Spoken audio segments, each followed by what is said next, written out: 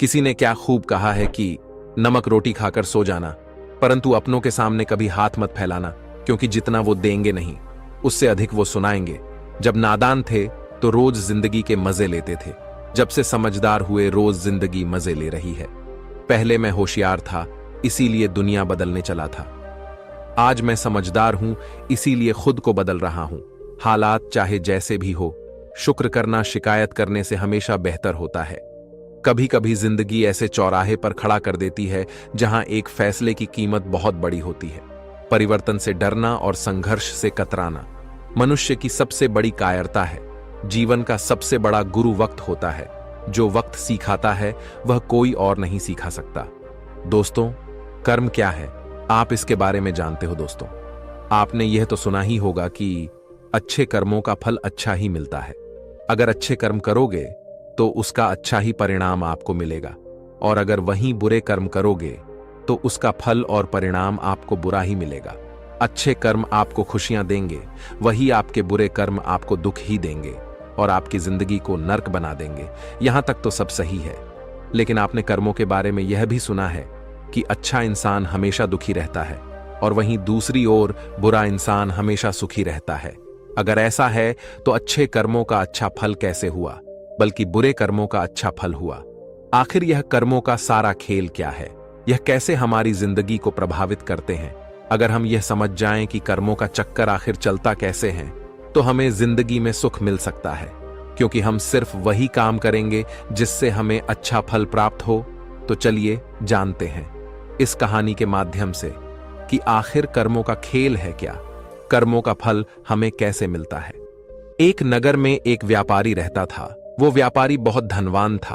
अपने नगर के बड़े बड़े व्यापारियों में उसका नाम लिया जाता था।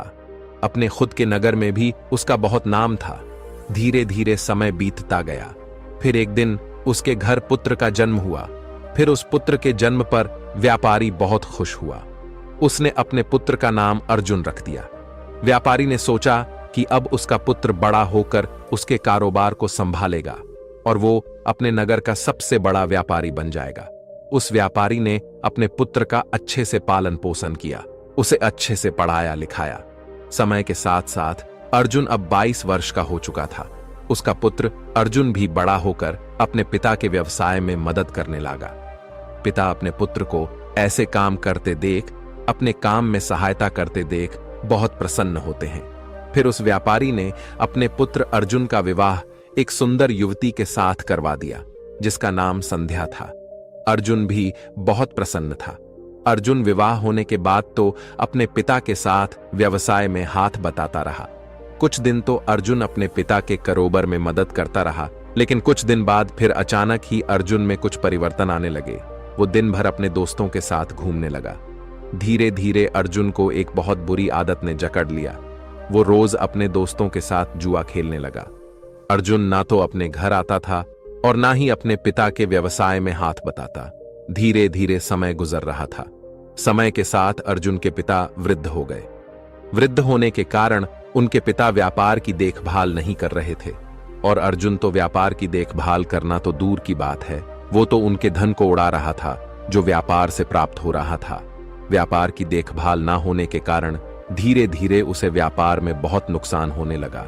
अर्जुन के पिता ने अर्जुन को बहुत समझाया कि मैंने इतनी मेहनत करके इतना बड़ा व्यापार खड़ा किया है, अगर तुम इसे नहीं संभालोगे तो एक दिन ये पूरी तरह नष्ट हो जाएगा। उस बूढ़े पिता ने अपने बेटे को खूब समझाया, देखो मेरी बात मान लो, तुम इस जुए खेलने की आदत को, इस गंदी आदत को छोड़ दो, नहीं तो एक दिन ऐसा आएगा जो तुम्हारे पास कुछ भी नहीं बचेगा, कोई तुम्हारा साथ नहीं देगा, फिर तुम बहुत पछताओगे, इसलिए तुम समय रहते संभल जाओ। लेकिन अर्जुन ने तो अपने पिता की एक भी बात नहीं सुनी। वो तो उनकी बातों को सुनकर अनसुना कर देता था। ऐसे ही समय धीरे धीरे गुजरता रहा। समय के साथ उसके पिता और भी वृद्ध हो गए और उनको बीमारियों ने जकड़ लिया। कुछ दिन के बाद ही उस व्यापारी की मृत्यु हो गई। अपने पिता की मृत्यु पर भी अर्जुन को बिल्कुल भी अफसोस नहीं हुआ, उसको तनिक भी दुख नहीं हुआ। ऐसे लग रहा था कि मानो उसके पिता की मृत्यु के बाद तो उसे आजादी मिल गई हो। अब उसे कहने सुनने वाला कोई रहा नहीं था। अब तो अर्जुन पहले से भी अधिक दिन रात जुआ खेलने में लगा रहता था। अर्जुन जुआ खेलकर एक बहुत बड़ा आदमी बनना चाहता था। वो एक दिन में ही सब कुछ हासिल कर लेना चाहता था, जिस कारण अब वो जुए में बड़े बड़े दांव पेच लगाने लगा था। अर्जुन के मां ने भी अर्जुन को बहुत समझाया कि बेटा, तुमने बहुत सारा धन गवा दिया है, अब जो थोड़ा बहुत धन बचा है उसे भी लूटाने पर क्यों लगे हुए हो। और वो कहते हैं ना कि जब मनुष्य का विनाश होता है तो उसकी बुद्धि काम करना छोड़ देती है। अर्जुन अपनी मां की बात एक कान से सुनता था तो दूसरे कान से निकाल देता था। उसे कोई भी बात का कोई भी फर्क नहीं पड़ता था। अर्जुन दिन रात जुआ खेलने में व्यस्त रहता था। उसे किसी भी बात का होश नहीं था। अर्जुन के पास कोई कुबेर का खजाना तो था नहीं जो कभी खत्म ही नहीं होता। धीरे धीरे अर्जुन का सारा धन खत्म होने लगा। फिर एक दिन ऐसा आ गया जब अर्जुन के पास कुछ भी नहीं बचा था। जुआ खेलने में उसका सारा धन समाप्त हो चुका था। वो अपना सब कुछ गवा चुका था। अब अर्जुन की मां भी काफी बीमार रहने लगी थी। जब अर्जुन की मां ने यह सब सुना कि उसका बेटा जुए में सब कुछ हार चुका है तो उसकी मां को बहुत बड़ा सदमा लगा और उसकी मां की मृत्यु हो गई। लेकिन अर्जुन को तो अपनी मां की मृत्यु पर भी कोई अफसोस नहीं हुआ। उसने और उसकी पत्नी ने दोनों ने उनका अंतिम संस्कार किया। फिर कुछ समय बाद अर्जुन ने फिर से जुआ खेलना शुरू कर दिया। उसे किसी भी बात से कोई फर्क नहीं पड़ता था। उसके लिए कोई जिए या मरे, वो तो दिन भर जुआ ही खेलता रहता था। अर्जुन का सारा धन खत्म हो गया था। फिर उसने दूसरे व्यापारियों से कर्ज ले लिया। अर्जुन व्यापारी का बेटा था तो उसे किसी ने भी धन देने से मना नहीं किया, लेकिन अर्जुन ने तो वो धन भी जुए खेलने में ही नष्ट कर दिया। अब अर्जुन के ऊपर बहुत सारा कर्ज हो चुका था। अब उसके घर में 2 वक्त खाना खाने जितना धन भी नहीं बचा था। अब तो अर्जुन की हालत ऐसी हो गई थी कि अब उसके पास ना तो खाना बचा था खाने को और ना ही पहनने के लिए कपड़े बचे थे। वो बिल्कुल कंगाल हो चुका था। अब पूरे नगर में सबको ये पता चल चुका था कि अर्जुन अब तो कंगाल हो चुका है। उसके पास कुछ भी नहीं है। जब अर्जुन किसी से मदद मांगने जाता तो सब उसे मना कर देते थे। एक समय वह भी था जब उसके परिवार का नाम नगर के बड़े बड़े व्यापारियों में आता था, लेकिन अर्जुन इस गंदी आदत के कारण उसने अपना सब कुछ गवा दिया था। कोई भी उसकी मदद नहीं करता था। अर्जुन का जब सब कुछ समाप्त हो गया तब उसे इस बात का एहसास हुआ कि समाज में लोग इज्जत तभी करते हैं जब उसके पास पैसा है। जैसे ही मनुष्य का पैसा खत्म हो जाता है तो उसके साथ साथ इज्जत भी खत्म हो जाती है। लोग उसी मनुष्य की इज्जत करते हैं जो मेहनत से कमाता है और अपने जीवन में एक कामयाब इंसान बनता है। जब अर्जुन के ससुर को यह बात पता चली कि उसका दामाद कंगाल हो चुका है तो वह अपनी पुत्री की चिंता करते हुए तुरंत ही अपनी पुत्री से मिलने चला गया। उसने वहां जाकर देखा कि उसकी पुत्री तो बहुत दुखी है। उसकी पुत्री ने फटे पुराने कपड़े पहने थे। भूख के कारण उसका गुलाब सा चेहरा मुरझा चुका था। अपनी बेटी की ऐसी हालत देखकर उनको अर्जुन पर बहुत गुस्सा आया। उसने अपनी बेटी को अपने साथ घर ले जाने का निश्चय कर लिया था। उसने ना ही अर्जुन को कुछ कहा और ना ही कुछ सुना। अपनी बेटी को लेकर अपने घर चले गए। जब अर्जुन घर पहुंचता है तब उसे पता चलता है कि उसकी पत्नी को तो उसके ससुर जी अपने साथ घर ले गए हैं। यह देखकर अर्जुन बहुत दुखी होता है। अब वो बिल्कुल ही अकेला पड़ चुका था। अब तो ना उसके पास पैसा था, ना उसकी पत्नी थी और ना ही उसके माता पिता। सब लोग उसे अकेला छोड़कर चले गए थे। अर्जुन अपनी ऐसी हालत देखकर फूट फूट कर रोने लगा। अब अर्जुन को अपने पिता की हर वो बात उसे याद आने लगी जो उसके पिता ने उसे समझाई थी। उसकी ऐसी हालत का जिम्मेदार वह स्वयं ही था। वो अपने ही आप से कहने लगा कि एक दिन ऐसा था जब मेरी गिनती नगर के बड़े बड़े व्यापारियों में होती थी और आज मेरे पास खाने के लिए खाना तक नहीं है।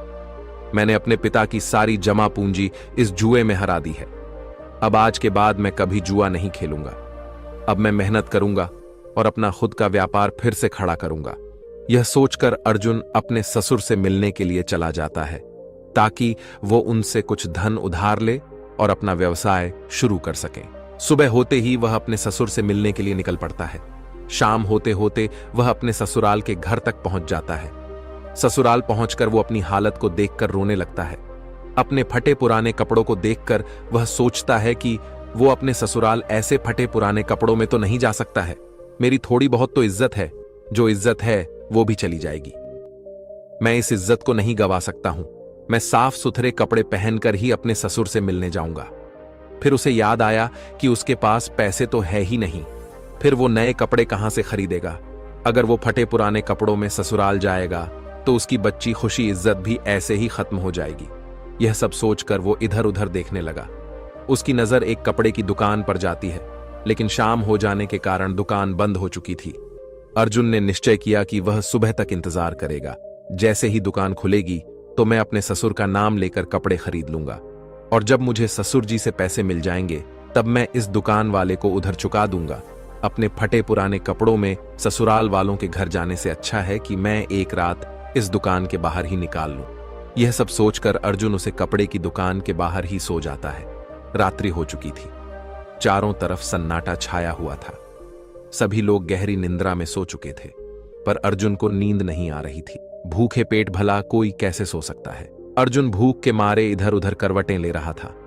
तभी अर्जुन ने देखा कि एक युवक चुपचाप दुकान के भीतर जा रहा है। उस युवक के भीतर जाने के कुछ देर बाद ही एक स्त्री भी दबे पांव उसी तरफ आई और दुकान के अंदर चली गई। अर्जुन को स्त्री अंधेरे में भी जानी पहचानी लग रही थी। अर्जुन ने उसे स्त्री को ठीक ढंग से देखने के लिए दुकान की खिड़की से दुकान के अंदर झांका तो उसने जो देखा वो देखकर उसके होश उड़ गए, क्योंकि वो औरत कोई और नहीं बल्कि उसकी ही पत्नी थी। फिर अर्जुन ने अपनी पत्नी और उस युवक की बातें ध्यान से सुनी। अर्जुन की पत्नी उसी युवक से कह रही थी कि हे मेरे प्राण प्रिय, मैं तुमसे बहुत प्रेम करती हूँ और मैं तुमसे विवाह करके पूरी जिंदगी तुम्हारे साथ रहना चाहती हूँ। मैंने आज तुम्हें यहाँ एक राज की बात बताने के लिए बुलाया है, ताकि हम विवाह के बाद आराम से रह सकें। हमारे पास किसी भी चीज की कोई कमी ना हो। उस युवक ने बड़ी उत्सुकता के साथ पूछा कि कौन सा राज? तुम किस राज की बात कर रही हो? फिर अर्जुन की पत्नी ने उस युवक से कहा कि मेरे ससुर जी बहुत धनी व्यापारी थे। उनके पास बहुत सारा धन था। उन्होंने अपने जीवन में बहुत कठिन परिश्रम किया था और खूब सारा धन कमाया था, और उन्होंने अपने जीवन में 5 घड़े सोने के सिक्कों से भरवाकर मकान के चारों कोणों में खड्डा खोदकर छुपा दिए थे।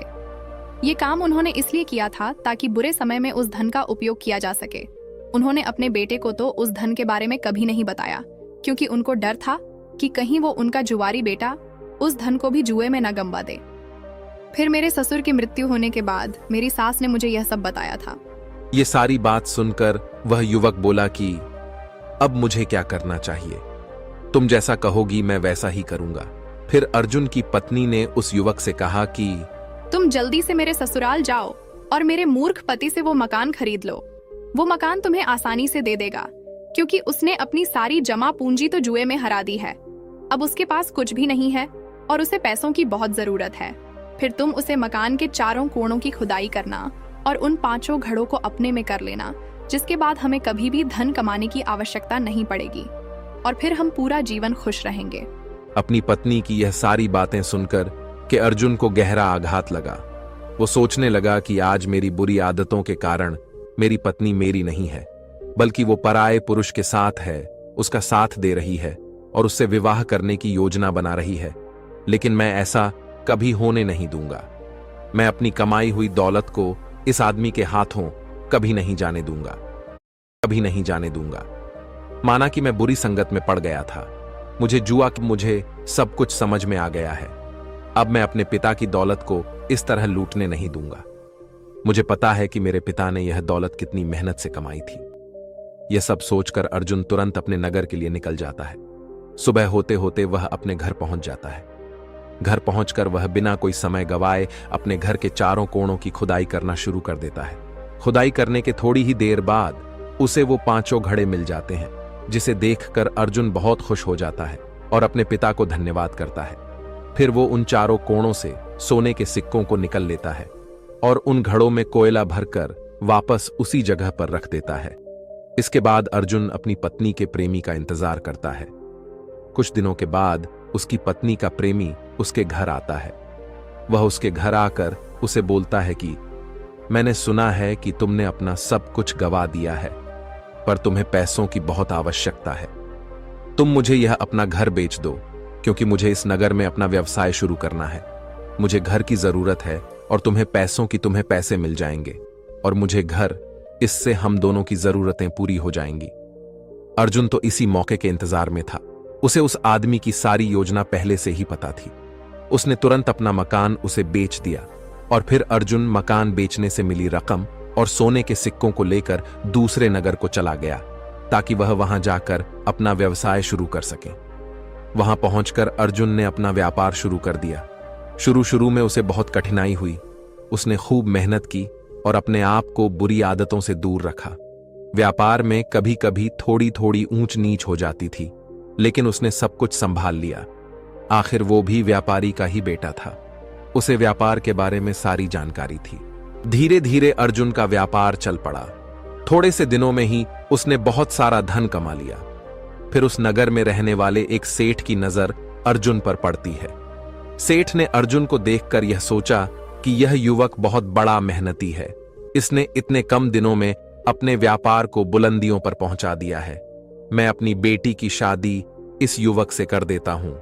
मुझे अपनी बेटी के लिए इससे अच्छा लड़का तो मिल ही नहीं सकता है। फिर वो सेठ उसी वक्त के अर्जुन के पास आए और अर्जुन के सामने शादी का प्रस्ताव रख दिया। अर्जुन ने भी सेठ का प्रस्ताव स्वीकार कर लिया। सेठ ने फिर कुछ दिन बाद अपनी बेटी की शादी अर्जुन से करवा दी। अब अर्जुन के पास वापस पहले जैसा सब कुछ हो गया था। उसने धन कमा लिया था, इज्जत कमा ली थी और शादी भी हो गई थी। अब उसके पास सब कुछ था। अब अर्जुन अपना जीवन हंसी खुशी से व्यतीत करने लगा। अब उसके पास किसी भी चीज की कोई भी कमी नहीं थी। उधर अर्जुन की पुरानी पत्नी का प्रेमी वो घर पाकर बहुत खुश हो रहा था, लेकिन जब उसने मकान के चारों कोणों की खुदाई की तो उसे सोने के सिक्कों के बदले कोयले के भरे 5 घड़े मिले और कोयलों से भरे घड़े को देखकर वो छाती पीट पीट कर रोने लगा। उस युवक को अर्जुन की पत्नी पर बहुत क्रोध आ रहा था। वह सोच रहा था कि काश उसने उसकी बात नहीं मानी होती। उसने मुझे ठगा है। अगर मैंने उसकी बात नहीं मानी होती तो मुझे आज अपना धन नहीं गंवाना पड़ता। मुझे ना तो सोने के सिक्के प्रताप हुए, बल्कि मेरे जीवन भर की पूंजी मेरे से और छीन गई और इस घर को खरीदने में मैंने अपना सारा धन गंवा दिया है। अब मेरे पास कुछ भी नहीं बचा है। मैं तो बिल्कुल कंगाल हो चुका हूं। उसे युवक ने निश्चय किया कि अब वो अपनी प्रेमिका यानी अर्जुन की पत्नी को सबक सिखाएगा। वो वापस अपने गांव लौटा और अपनी प्रेमिका को बुलाया और कहा कि संध्या, तूने मुझे ठगने की कोशिश की है। मेरी सारी जमा पूंजी तूने बर्बाद कर दी। अब मेरे पास कुछ भी नहीं बचा है।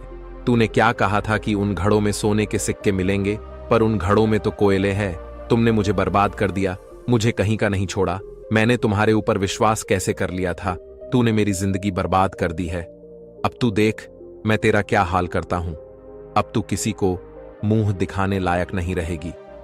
यह कहकर उस प्रेमी ने अपने प्रेमिका के नाक और कान को छुरी से काट डाला और वहां से चला गया। अब अर्जुन की पत्नी अपनी ऐसी हालत पर फूट फूट कर रोने लगी।